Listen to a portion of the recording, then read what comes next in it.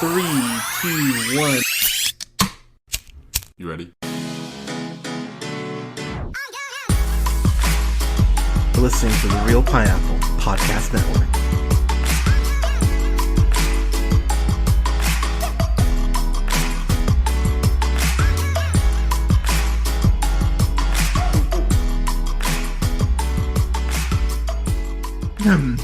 Good evening, everybody. Thank you so much for listening. This is the Real Pineapple. This is your humble host, Hunter, here. Hope you're all having a great day, night, weekend, whenever you're checking this out. I am truly honored to have a director of one of my favorite 90s films on the show tonight, and we will get into that. But he's also a co-writer, producer, director of the latest film starring John Travolta and Bruce Willis in Paradise City. I've got the man, the myth, the legend. I've got Chuck Russell here. Chuck, how you doing, sir? Thank you for that intro.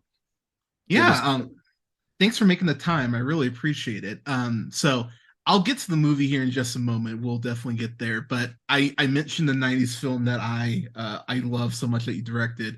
So you actually did two that I love. So you did The Mask, which is still a classic. I actually just rewatched that during lockdown, maybe a year or so ago. But I think this is the one I'm about to bring up. I think it's one of the most underrated 90s action flicks in Eraser. I think Eraser is the shit. I fucking love Eraser. So I just gotta ask, so why take that project? Because I think that's one of those Schwarzenegger movies that does go under the radar a bit. So why take that movie on, and then how do you approach?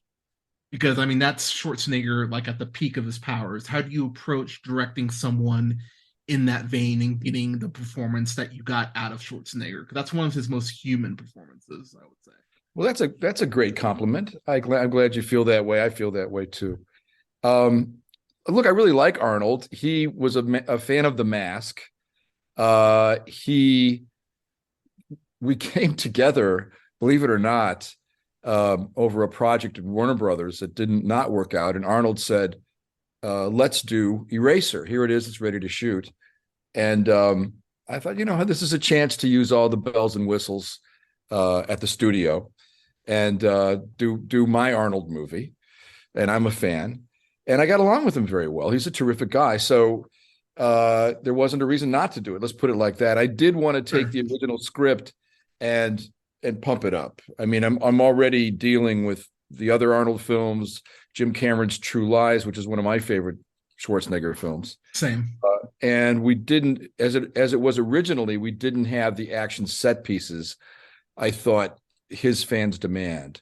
And we did end up having that opportunity. The studio supported the concepts we came in with. And I got to do some wild stuff with Arnold and Vanessa Williams, who was terrific in that film. Yeah, she's great in that. And of course you have James Caan, who's such a monster in it. Yeah, he's so good. It's another thing I wanted to class it up with the cast surrounding Arnold. And Jimmy Caan certainly was that. He was known to be an edgy performer at the time. And I just said, look, we're going to have some fun. You're going to be the anchor in terms of your theatricality and his dramatic chops. And he lived up to it. He was terrific to work with as well. So we got to have some great scenes and good action and running around New York City. It was a lot of fun. Yeah, I adore that movie. That's a movie I like. In that pantheon of movies, I want a 4K of that. That's on the list for me. It'll be worth it, man. It's cool. I especially love the airplane escape. In hindsight, it's a wonderful example for filmmakers, for us, for me, going from storyboards to the completed sequence. It's a pretty seamless sequence, but we use every basic technique I'm aware of at that time, from practical effects, real parachuters filming each other in mid-flight, Arnold on stage in a descender rig off of a huge midsection of a 747 we hung at the biggest stage at Warner Brothers. Oh, geez. Okay. Schwarzenegger, at near 50 years old, being one of the first actors to use what we call a descender rig then. It's a common tool now, but it's really one of those things where it's more for stuntmen, but you can put an actor in it if they know what they're doing, because it's free fall with a braking system. Okay. So you come down almost to free fall, and then the brake is slow enough it doesn't rock the actor's world. Put it like that. And lucky for me, Schwarzenegger is that handy, was that handy, a real great action actor. And so I got my year with Arnold, which was a terrific experience. That's really cool. So going from Arnold, I gotta go. I do have to ask you about The Mask because that movie being so really revolutionary when we think about how much CGI, and how VFX houses are horrendously overworked, and that's a whole other conversation itself. But when you think about The Mask and how really revolutionary that was with CGI, We were pioneering. yeah, I mean, this is how basic it was. People forget. It still looks good though, because it does. Yeah. I conceived it for what we were able to do. And yes, we were ambitious, but it played organically to the story really well, and that there was some cartoon vibes to it as well. But we did water for the first time. They used there's a whirlpool gag. It's really funny, which Yeah, yeah. really hard. There's a whirlpool gag at the end where he flushes the bad guy, which is kind of an over the top idea, but it worked. And they used those programs in the future, all the future ILM stuff. They couldn't do hair yet, believe it or not. So I had to pick a short-haired dog. So it's kind of That's why Milo was okay. that's why Milo, one of the reasons, that particular dog was a charmer. So I did do casting sessions to find that dog. The producers thought I was crazy. That's amazing. They thought, don't you just order a dog like a car, like what year and what make? That's your dog. Yeah. But that particular dog was never doubled. The dog did all its own gags, which is almost unheard of. That's amazing. But given that it was short haired, I said, don't worry about the hair. When the dog puts the mask on, you're going to be looking at its face anyway. Yeah. But I'll have a short haired dog so we can, we met the technology halfway with the way I was staging the scenes.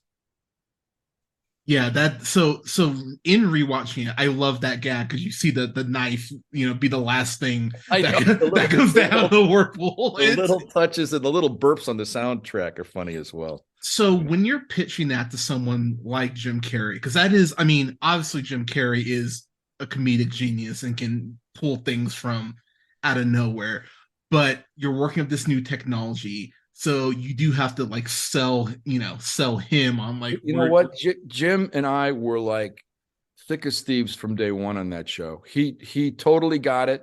He trusted me on the visual effects. But he read the funny thing is that script was originally a horror film, and we rewrote it. Yeah, because I'd done horror with Freddy Krueger. And if you think of that story with a guy putting the mask on, the original script I read from New Line was he'd put the mask on and pull an axe out of his pocket and chop everybody up graphically, and then have a one-liner. Would have been very similar to Freddy. And to the credit of the original creators of the comic, it was a splatterpunk comic. It was really bold, and the look was cool and everything. But translating it to film, I felt structurally it was very much what I'd just done with Elm Street 3. I didn't want to do another gory film, honestly. I'd seen Jim Carrey stand up, and in living color, Ace Ventura hadn't been shot yet. And I just said, there's this guy, Jim Carrey. We have to grab him, give him the starring role in this piece, and build it around his skill set, which is something I literally, he was like a human cartoon in his stand-up act already. His physical comedy, he's a genius. And it was right at that point in his career, he was like a Charlie Chaplin. He could pretty much do anything. It's remarkable. So at the end of the day, the challenge was not covering the actor with a makeup effect or covering the actor with a CGI effect. It's about enhancing what he does. And I won't bore you with the technical details, but there's ways of taking a facial structure and not tapping it down, but let him be even more expressive. That was a technical trick, especially in the physical makeup effects. So the bottom line, I had the right actor at the right time and the right story, and New Line was reluctant, but finally said yes. It was a year later. I said, let's make this a comedy, and they thought I was crazy. A year later in development, they realized, you know what? What did you say again about a a guy and a girl and a dog and a nightclub. How would that work? And I got to do my drafts of the screenplay, and when Jim read it, he said, "It's like it's written for me." And I said, "Dude, it is. And if you don't do it, I don't know Okay. where." There's not a list. It's a Jim Carrey movie. So it worked out, and he did trust me right from the beginning. So one thing that I've loved about just your work is that you're able to take maybe someone who's not as well known and you're able to get a great performance out of them. And tying the mask to Paradise City, you have Cameron Diaz and her first, like, that's pressure because I mean that's Jim Carrey you're starring alongside, and you get this incredible layered performance out of Cameron Diaz where at Thank you. first it's like she's this she's that dream girl, but then as you start to get to know her, you go, wow, there's layers to her, and she's in a rough situation, and I want to tie that to Paradise City and what you have with I'm gonna butcher your name. I'm sorry. I believe it's Priya? You're talking about Priya Prior. Yeah, Lindbergh. yeah. So I mean, she's acting alongside, she's acting alongside some heavy hitters, and yet she's my favorite performance in the film. Like I was really I'm so happy to hear you impressed. say that because we haven't. This film's just opening coming Friday, Yeah. and the initial reactions are terrific. But one of my hopes is that I did right by Priya. Again, this is another gal. Priya has had a long acting career. The thing about Cameron was she had never acted before at all, so that was a big risk. I had to prove her to the studios by literally shooting every scene with her and Jim. But Jim Carrey was better in those audition scenes, reading with Cameron Diaz. Jim himself was better in the Stanley Ipkiss scenes. So there is chemistry. There is such a true thing as chemistry. In the case of Priya, I know her and Blake would play well together. She's special. She's exotic. I could believe her in the Maui world. I could believe her toughness, her edginess as a cop, which is not easy. No, it's not. With guys or girls, you want to make sure you got somebody believable in that world. So in her opening shot, Brian comes on really strong with a gun right in camera. I almost had to back her off, but that was one of our goals. But look, she's another really interesting, very unique performer, very charming, very bright, and she's been doing martial arts in her films in Thailand. She's a star in Thailand, so Okay. she's been doing action martial arts stuff since she was a kid. So we didn't have to double her in her fight scenes. So I think she's really something. I think she's going to have a great future. And as a director, that's my very favorite thing. I got to launch Dwayne Johnson in his first leading role in Scorpion King. I got to help Cameron. I got to help Jim become an international player. I gave Patricia Arquette her first gig on Elm Street 3. I mean, it's just that's the win. I love working with stars, and their brand and what their audiences expect. So that's another kind of responsibility as a director. But for me, when I can look, I love this as an audience member too. When you see somebody new and exciting, that's always a thrill in film. So Yeah. I try to do it for my sake, for their sake, and mainly for the audience's sake when it's right for the story. So I'm happy you brought up. I'm happy you brought up Scorpion King because I was getting there because Dwayne Johnson being Dwayne Johnson now. We were still calling him The Rock back then, but him being truly of earning the term Dwayne Johnson now. When you get something like that and they go, all right, it's this guy who hasn't really acted before, but this could be a potential franchise, maybe sorta. Like, how do you approach that? Like, I mean, is that different from approaching something like with Schwarzenegger, who's like a proven name Oh, versus totally different. Arnold has a brand. There's an expectation. I'm feeling the vibe of what's been out there before with Arnold. Working with Dwayne, I couldn't wait. I'd spotted him, along with everybody else, honestly, in his WWE monologues. same? So Yeah. who looks like that and can give that kind of an energized, half improv speech before his fights that has the audience roaring with laughter? I knew the guy it wasn't a risk to me at all. It was just a question of, could I get to direct his first leading role? That's what I really wanted to do.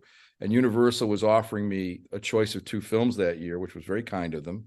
But I didn't have to think twice. I wanted to work with Dwayne, and especially in kind of a fantasy ancient times world. which is something I've wanted to do since I think I saw Enter the Dragon. I wanted to do Nice. the full on sword fighting, stick fighting, martial arts extravaganza, and using the sense of humor that was part of Dwayne at that point in his career. The studio really wanted to throw in the wink and the people's elbow and some of these things he does. So Yeah. I thought, well, we're going to do it, but it's going to have a comedy spin too, and that's right up my alley. So I had quite a bit of fun. Michael Clark Duncan, who was amazing, God bless Michael. I was about to bring him up. I just I was talking to someone the other day about the Green Mile and how Oh you man, and how you see him in the Scorpion King, and it's such a welcome surprise. You're like, oh yeah, like he's in this, and yeah, and he's so funny in it. Like he's actually as comedic as anyone really not. he is completely comfortable, this gentleman, and with who he is and his physical presence and his sense of humor. He was wonderful in the Green Mile. I just really wanted him to be, I wanted the great diversity in that cast. And I just had my eye on Michael, and him and Dwayne were great as adversaries because they're both big guys. But Yeah. then they were great bonding against the greater evil in the story. And that's really the fun, the wish fulfillment of an adventure story is your team. Who can you stand up against evil? And we all know that's in our hearts, every one of us. We can be a hero to save the ones we love. Yeah, I had a lot of fun rewatching that recently too, And because I was Kelly like, Hu did a terrific job. yeah, Holy she's smokes. so like you have like I think that's the juxtaposition that I think as a director I would find terrifying, is because you want to do right obviously by your star, but you obviously want to make sure that the ensemble isn't just pushed to the side. Like Of is course not. that it, like is that a constant kind of thing that you're No, like, oh I tell you, it is at the script stage. So, it's all about script. I usually do at least polish writing on my script. Sometimes I end up with a writing credit because I do more work. But I believe in a certain amount of rehearsal, a certain amount of improv. By the time we're shooting, I know what balance I'm going for. So while you may observe that, because these are ensemble movies, Paradise City is kind of an ensemble movie too. yeah. Even though they've strong stars in the lead, it's about the world and about filling out the tone of that world, which it so happens in both movies, there's a sense of fun. So I want to be consistent with my audience. I want to make sure the suspense and jeopardy work. So whatever humor I use is character-based humor. It's not, laughing at the movie. We want to tell a great story. Yeah, and I think there's a fine balance between, That's like the trick. that and self. That's the trick in tone. It's really my responsibility from script through the final edit that we have a consistent tone that I think the audience will respond to. And the global audience now is a big deal. I really like telling stories that will translate stories for the world. When I realized people in all these different cultures were laughing at some of the silly stuff in The Mask, I thought, people need to smile. And a little comedy brings people together, I think.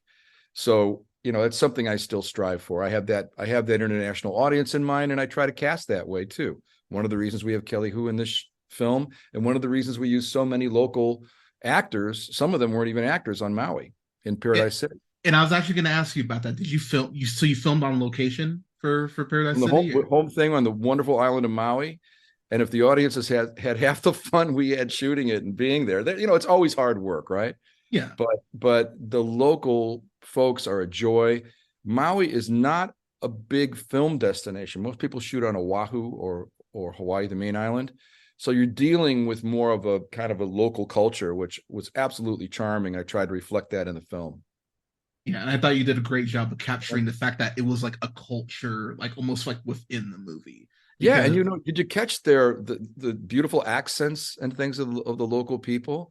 The character Koa Laird was the actor who played that, who was a local almost film crew guy doing just a little acting, and is one of our stars in the film. So check it out. Well, you've seen it, I guess. I have, yeah, no, I watched it yesterday. So, Right. um, Um, so that's it. It's a thriller. It's an action thriller, but it's also a bit of wish fulfillment to be solving a crime in a beautiful island of Maui with this cast of characters. That's the way I looked at it. fair.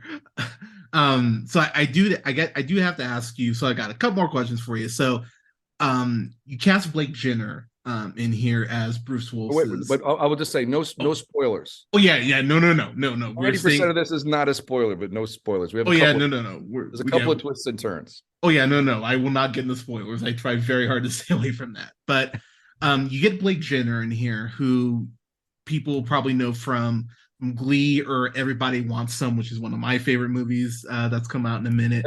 Edge of 17. Also, Yeah, that was my favorite great, film of that great, year. Yeah, great stuff, right? yeah. So you cast him. It's not easy being in a movie, let alone with Bruce Willis and John Travolta. So I mean, you clearly have to trust the actor you get to really carry a good amount of I it. trust them, but I'm giving them the support. Yeah. Again, from the screenplay forward. The fun for me is that Blake had not done an action film before, which he's like 6'2" or something. He's a handy, great looking guy. He's got that sense of humor. So for me, the best action stars, like Bruce himself, from the very beginning of his career, could do action or comedy. Blake Jenner's the same thing. So I think having that ability to find the quirky humor in the character is important too. I wanted to do the opposite of the classic action guys that Travolta and Willis both represent to us in Blake's character. Okay. So for me, he's a fresh take. This is a character who will not use lethal force to the point of risking his own life. He's a bounty hunter whose father, he's estranged from his father, who was a legendary badass in the field. So there's a kind of a father-son conflict in styles there. But Blake's balance of kind of charm, along with the edgier action stuff, I think really it's a new kind of character. I didn't want to have the usual suspects in the young tough guy role. And I like the way you kind of pull that trick because when you realize that he's not a fan of guns, you go, "Oh, okay." And I like the explanation that you actually provided for. We play that concept right through to the end when his father's literally saying, "Pull the trigger." Yeah. We won't tell the folks what happens. Oh no. We won't do that. But I appreciate the way you set that up. So you mentioned him already, but I want to talk about him real quick. Travolta is in here. And I always like when Travolta gets into that from Paris with Love, kind of taking a Pelham 1, 2, 3. Swordfish style. Yeah, gets into that like asshole vibe. I wouldn't use the word asshole, but I would say John's all about script going into it as well. I got to work with him also on I Am Wrath, and we both come from theater, so we have fun talking about the classic things I think everybody should talk about with their actors, which is the motivations and how this works and why he would do that. Then once John's done with the intellectual process, he goes for it. And he was very confident in his role. He played it with this zest and again, a dark humor. Once the mask is off that character, and I don't mind revealing this much that he plays a villain because it's kind of obvious even in the trailer. But what that character is up to, he pretty much plays more than one character in a way. But once the mask is off, it's Travolta at his best in that kind of antagonistic role, where he's got sort of a zest in his villainry, and it makes it fun to watch. And without spoiling anything, I do like what you did with that character when you kind of drop this reveal, and it's like, oh, and I was very appreciative. I was like, okay, that was good. I really appreciated it. I'm glad you liked it. To me, it's really funny. Some people say, we need a twist in this film. It was natural to that story, the things we did do. But I like that the audience got the information. Otherwise, it's just a cheat. In other words, if you look back at something, you go, oh, that's why this, oh, I could have seen that. If I had a coffee break from the movie, I would have figured that out myself, you know. I like leaving enough clues that it's a fair twist in the game we got. We're playing a game with the audience in these thrillers. Yeah, it really didn't feel like the way you set it up and the way you go. Actually, we gave you the breadcrumbs to get here. I went, that's oh, what it is. That's what satisfies me. You know, when you can see the breadcrumbs on the way, and you know, it's really about the characters and the kinetic action and really good versus evil at the core. But you know, when you can have some things that are thought provoking to keep the audience engaged, it's always better. Yeah. So, okay, got a couple more questions for you. I'm not a huge horror guy, but when I like a horror film, I get like obsessed with it. I need everyone to see it. So when you see seeing stuff like the Black Phone and X and Black Pearl Phone up. was good, right? Yeah, yeah, I dug Black Really Phone. great job. But considering where your career started off, do you have that kind of that itch to maybe get back into the horror What are genre you, or psychic man? Are you reading my mail, checking my phone? I actually have a supernatural thriller that's a larger studio film, and I've got one that's super nasty and super scary. I'm looking at two different uh let's say frightening films. I guess you could call them horror. okay. So it's what I do. It's like I like changing genres. I get bored just like the audience does. I want to try. I want to go back to something I haven't quite finished with. In this case, I haven't done horror for a while, and I had fun scaring the hell out of audiences. But again, my whole thing is I love to see the human heart is greater than the evil. So I'm a fan of all kinds of films. There's anarchistic horror films where everybody dies in the end, and that's the boldness in the brutality of the story. But for me, the fun of the horror genre is to outthink the evil. Okay. If I'm faced with a greater evil, if that's how I play out the catharsis of watching a great horror film, uh, how will the hero survive, or how will the hero self-sacrifice to a resolution in the story? You don't always have to have a happy ending in horror, True. but I do think it's exploring our fears, and I like encouraging people to overcome their fears. That's my subtext when I do horror. So it's more adventure horror than just depressing or gory horror. Anyway, I have a lot of horror philosophy, so don't start. No, no, no, no, no. You're good. You're good. Because I guess and this brings me to another question, but I'm going to just praise you hugely I'll for a take it. moment. I'll take it. You you directed one of my favorite episodes of television ever in episode 307 of Fringe. Wow. I think that is like I love that show. So like when I was in college, I felt like I was the only person watching that show because Oh everyone no, else that was was a what very popular. It was a very popular show. but I feel like everyone else was watching Lost, and I was that one person going like, "Watch Fringe. Fringe Fringe is was great." Like, Fringe was cool. What a great kind of world to explore. What a great concept. And I was asked to come in as a kind of a guest director and do an episode. I haven't done a lot of episodic, but I had a fantastic experience. And that young man who played the blind boy was amazing in yes, this episode. Really cool kid. We didn't have rehearsal time, so I'm sitting here with this young man. He must have been 11 or 12, and I'm like, okay, how do we play blind? How can we make this work? And I just said, you just have to make your vision a second thing, and your eyes always track with your head. You look with your face, not your eyes. And he picked up on it so quick. It was really touching, actually. He had his whole heart in that performance. And to get to work with the cast of Fringe, Lance Reddick and the whole group of them, yes, they Joshua were very, Jackson. very, as a guest director, they're very welcoming. They were all thrilled. I was talking to them about what their characters were up to within the scenes I was directing. On TV, you got to move like this, but there is still a way to direct from a character point of view when you're being quick on your feet. So I didn't want to reinvent it. I wanted to make it play for that, but I'm actor oriented, and getting to know that cast was really fun for me. So thank you for noticing that. It's Oh, something on my resume that not everybody has seen. oh, it's that episode I watched. I remember going, yes, yes, Oh, cool. like yeah, that's one of my favorites. So, all right, last question I've got for you. When you talk about jumping between genres, and I know you talked about how you're getting back into horror, I'm excited to see what you do.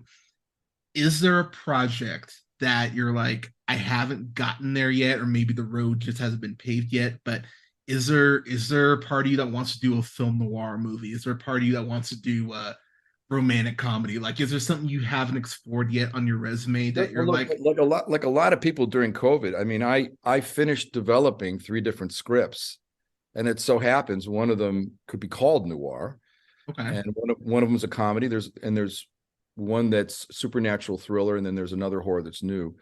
And I spent that time. We were supposed to shoot Paradise City a year earlier, but Hawaii shut down like a lot of other places with COVID restrictions. You had to have a 2 week, I forget what they called it, shelter time or whatever, okay, on the island. It doesn't work for independent film budget.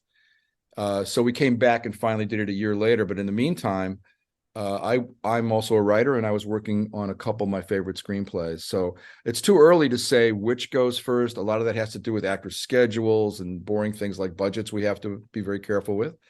But I'm excited. This is a great time for me in my career.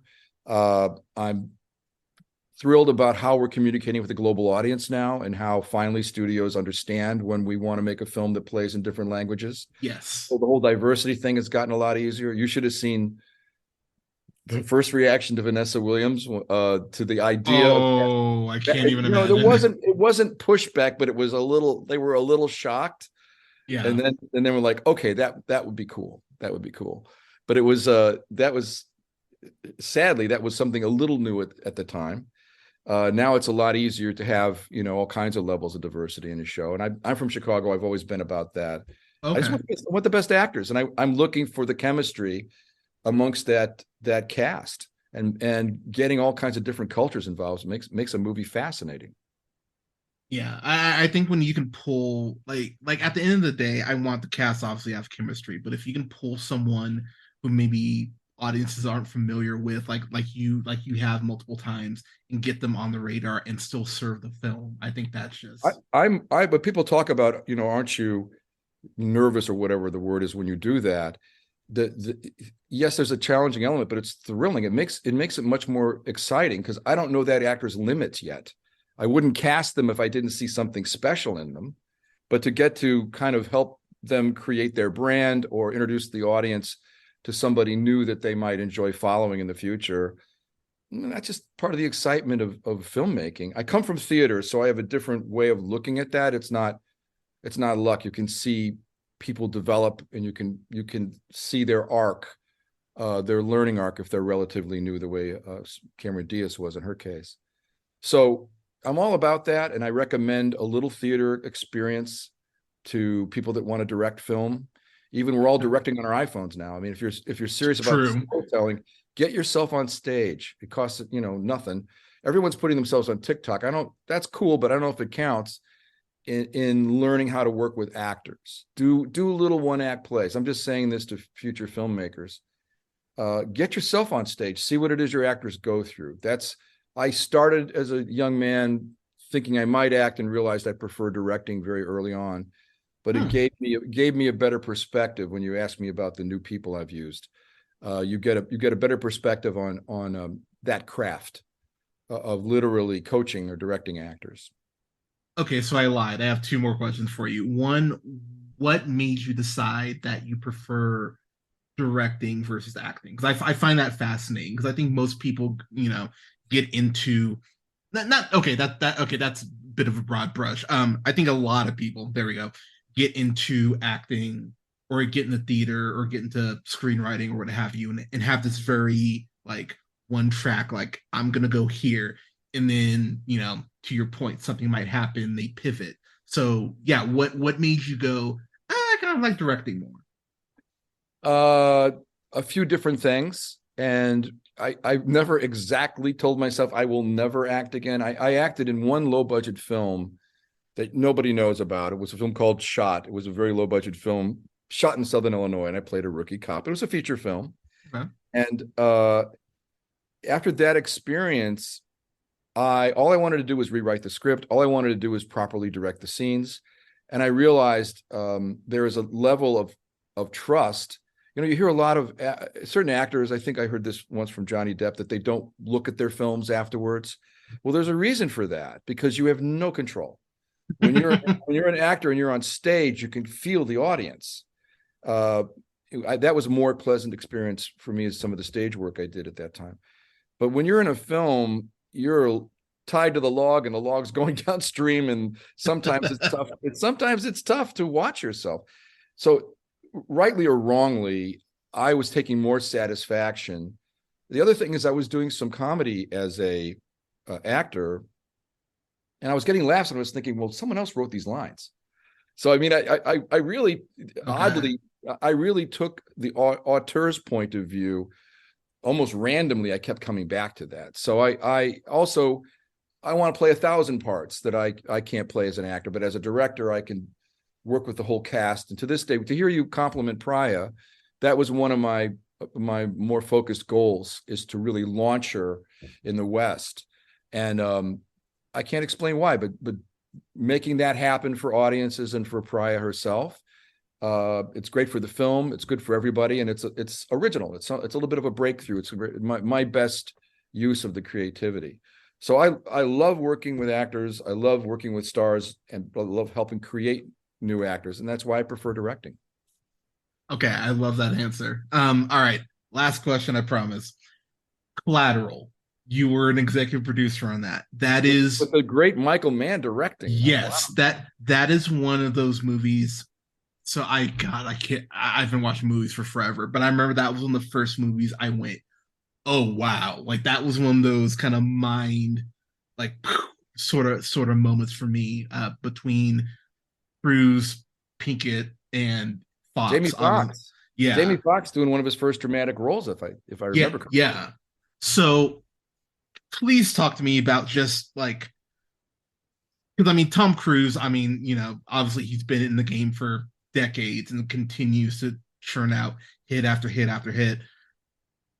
That's more almost in a noir vein, and but it's got this frantic energy to it that's not normally associated with noir. So kind of talk to me real quick about how what that experience was like. And yeah, I just literally want you to talk There's a about. very interesting story about how Collateral came about, which is that I won't say what studio because it's kind of slightly dissy. A studio came to me and said, "We want to make 5 low-budget thrillers with you and my buddy and sometimes co-writer Frank Darabont, who did Shawshank Redemption, who's brilliant, right?" Yeah. So we thought, all right, we'll be able to see. I still love producing to this day. So we thought, this is great. We're going to be able to launch some new directors. We had a couple different people in mind that would be doing their first directing gigs, guys and girls, on low budget thrillers. We get to do 5 of them. So for the first one, what could be more inexpensive than 2 guys in a taxi cab? That was basically where the concept come from. Now, the fact that it ended up being like a $60 million movie, it's another story. But I told this first group, I said, look, we'll do it, but we're experiencing development hell in studios, which is natural to the studio system. It's a slower process. I said, as long as we're going to give you a great, fun thriller script for the first one, but just don't drag us out in development. Well, they said they wouldn't, but they kind of did. And the whole movie flipped over. Michael Mann happened to read it and loved it, came back to us and said, I'd love to direct this, and Tom Cruise. And Frank and I both looked at each other and go, well, we were going to produce anyway. Do you care if you don't direct? And I said to Frank, do you care if you don't direct? I said, well, we got Michael Mann and Tom Cruise. Let's have some fun. Yeah. And make a bigger movie out of it at DreamWorks.